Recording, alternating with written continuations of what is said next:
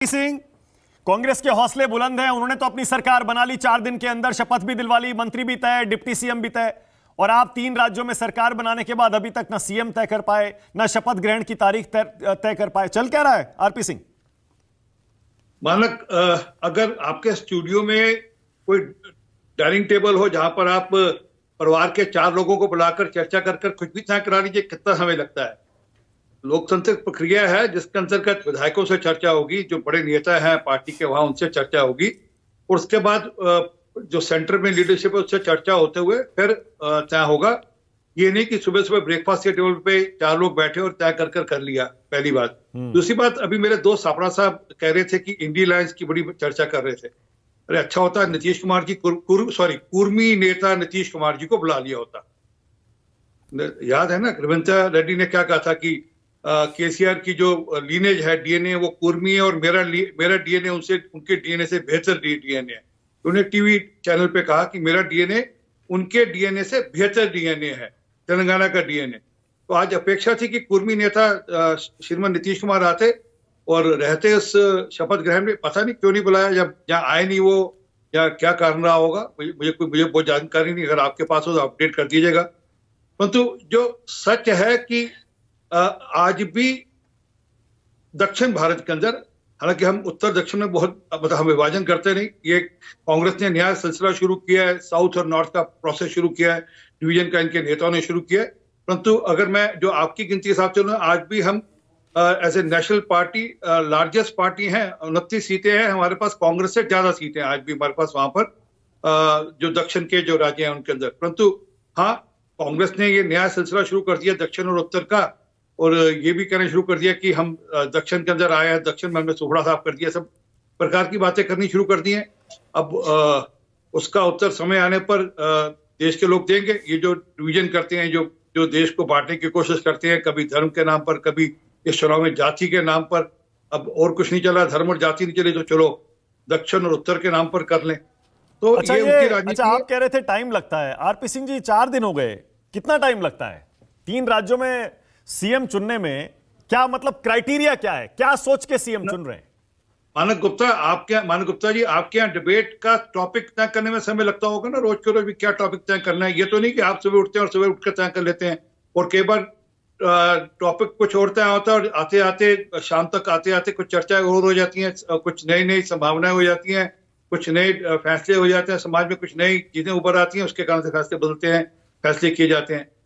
अब तो मैंने कहा ना कि वो प्रोसेस है। हमारे यहाँ से पर्यवेक्षक जाएंगे, पर्यवेक्षक जाकर वह उन सब विधायकों से चर्चा करेंगे आज या कल में। हलचल क्योंकि दिल्ली तक बहुत हो गई ना, ज्योतिरादित्य सिंधिया आ रहे हैं, योगी जी आ रहे हैं, वसुंधरा जी आ रही हैं, तो मतलब इसका मतलब उठा पटक काफी चल रही है आरपी सिंह जी।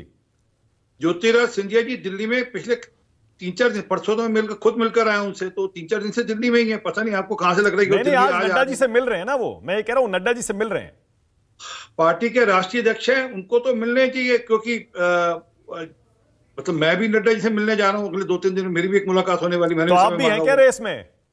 बात रेस की बात नहीं है, बात कार्यकर्ता के नाते से अपने पार्टी अध्यक्ष से मिलना है। इसमें आप उसमें अर्थ क्यों निकालते हैं बात को कि पार्टी अध्यक्ष से मिलने गए तो कोई उसमें कोई अर्थ होगा?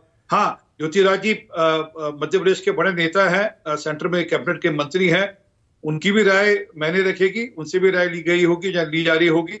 इसी प्रकार वसुंधरा राजे जी हमारी मुख्यमंत्री रही है, उनकी भी राय मैंने रखेगी, उनसे भी राय ली जा रही होगी या ले ली गई होगी। तो इसमें कोई आश्चर्य वाली बात नहीं है, राजनीतिक प्रक्रिया है। आप उसको अपनी तरफ से उसमें कुछ भी अर्थ लगाने, आप कहेंगे कुछ ज्यादा कुछ हलचल शुरू हो गई है, ये हाँ ठीक है, टीवी स्टूडियो के लिए, टीवी डिबेट के लिए अच्छी बात है। परंतु मैंने फिर वापस रिपीट करता हूँ, अभी अगर दूसरे कांग्रेस के सीएम नहीं चुने होते और आपने चुन लिए होते तो आप भी यही कहते, ये देखो यहां तो सिर फुटबॉल चल रही है और कांग्रेस पार्टी एक सीएम नहीं बना पा रही है। अब जाहिर है आप नहीं चुनेंगे तो वो भी वही करेंगे, पूछेंगे सवाल। मैं एक छोटी सी बात, एक छोटा निवेदन कर दूं। मुझे बता दीजिए कि क्या उनके कोई पर्यवेक्षक जाने की खबर आपके पास आई थी? क्या कोई पर्यवेक्षक ने जाकर कोई चर्चा करी, जब विधायकों से चर्चा करी, कोई खबर आई थी? नहीं ना, ऐसा कुछ नहीं था उनके यहाँ। तो मैंने बताया ना कि वो 4 लोगों ने बैठकर तय करना होता है, उन्होंने तय कर लिया होगा। ओके, चरणजीत सिंह सापरा जी कुछ कह रहे हैं, उसके बाद आगे जाऊंगा। सापरा जी बोलिए। एक छोटी सी रिक्वेस्ट, मानक छोटी सी रिक्वेस्ट, देखिए परंतु अच्छा होता जी, नीतीश मानक बाबू जी, उर्मी ये नेता नीतीश बाबू वहां पे होते। ओके। तो मैंने बिल्कुल शांति से सबको सुना और बिल्कुल किसी को टोका नहीं, और आप कृपा कर किसी को अलाउ नहीं करेंगे, फिर सबका डाउन रखेंगे। हाँ बोलिए, तो मैं बोलूंगा नहीं तो नहीं बोलूंगा, बोलिए, बिल्कुल बोलिए, स्पष्ट है। बोलिए। आज मुझे नहीं पता था कि आज तीन तीन लोग कांग्रेस के समर्थन में यहाँ पे होंगे। आशुतोष है, सापरा जी, और आज भी आप भी जो लाइन आपकी है वो भी कांग्रेस के समर्थन की दिखती है। परंतु आप ये भूल रहे हैं, अभी सापरा जी कह रहे थे और आप भी कह रहे हैं 40% वोट है। सापरा जी के साथियों के लिए 45% वोट ले आएंगे, हम जीत जाएंगे। सर 224 सीटों पर 50% से ज्यादा वोट मत पड़े थे हमको पिछली बार जब पार्लियामेंट इलेक्शन हुआ था, और इस बार 350 की हमारी तैयारी है। यहाँ पर 350 सीटों पर हमको 50% ज्यादा मत पड़ने वाले हैं, तो ये चिंता मत करिएगा आप। तो ये मैं डेटा बोल रहा हूँ जो ऑन रिकॉर्ड डेटा है, ये अपनी तरफ से बोल रहा। और आप दक्षिण भारत की बात करें, मैंने अभी बताया आपको हमारे एनसीपी के प्रवक्ता ने कि हम आज भी सबसे बड़ा दल है नेशनल पार्टीज में, सबसे बड़ा दल है दक्षिण के अंदर। और हमने तेलंगाना के अंदर, मुझे पता नहीं आशुतोष कहां से ले आया वोट परसेंटेज ढूंढकर, हमने डबल किया है अपना वोट परसेंटेज पिछली बार से। और पिछली बार हमारे पास एक विधायक था और 4 सांसद थे एक विधायक के सिर पे। इस बार हमारे पास 8 गुना ज्यादा विधायक है, और हम बताएंगे कितने सांसद हमारे पास आएंगे, चिंता मत करिएगा अभी। क्योंकि लोग पार्लियामेंट्री इलेक्शन के लिए और स्टेट इलेक्शन के लिए अलग अलग वोट डालते हैं। उड़ीसा इसका सबसे बढ़िया उदाहरण है। जब लोग वोट डालने जाते हैं पार्लियामेंट्री इलेक्शन में, अलग अलग से वोट डालते हैं। एक ही व्यक्ति 2 मत पेटी में वोट डालता है और दोनों मत पेटी में अलग अलग बटन दबाता है। तो ये आप भारत के वोटर को की जो बात है उसको चैलेंज मत करिए।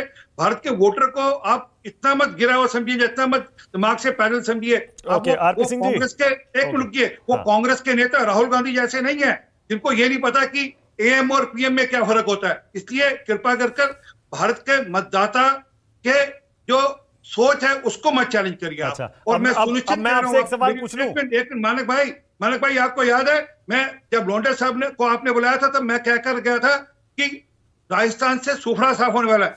सूखड़ा तो नहीं साफ हुआ, परंतु जो हालत दुर्गति राजस्थान में उनकी हुई वो मैं आपकी डिबेट में कहकर गया था। ठीक है, ओके। अब आपने कहा मैंने कांग्रेस पार्टी को सपोर्ट किया, कौन सी लाइन में मैंने कांग्रेस पार्टी को सपोर्ट किया, जरा मुझे बता दीजिए। सर आप कह रहे हैं दक्षिण में बीजेपी का सूखड़ा साफ हो गया, आप कह रहे हैं दक्षिण में बीजेपी है नहीं, कमाल हो गई। मैंने कब कहा दक्षिण में बीजेपी नहीं है? तमिलनाडु में कहा है? मैंने कब कहा? बता दीजिए मेरे को, कांग्रेस कहां है? अरे मैंने कब कहा दक्षिण में बीजेपी नहीं है? मैंने कब कहा? आपने कहा सर, आपको मैं चलाकर दिखा दूंगा, आपको मेरे पास तो अरे रिकॉर्डिंग सापरा जी, आरपी सिंह जी, एक सेकंड। सबको पता है कर्नाटक में आप रूलिंग पार्टी थे, अब ऑपोजिशन में है, सबको सुनिए ना, एक मिनट। आज भी अरे एक मिनट सर, तेलंगाना में सबको पता है आपके विधायकों की संख्या बढ़ी है, आपका वोट परसेंट बढ़ा है, ये तो आंकड़े हैं, इनको कौन झुटला सकता है। लेकिन बाकी राज्यों में आप नहीं है। दक्षिण भारत में सच है ना?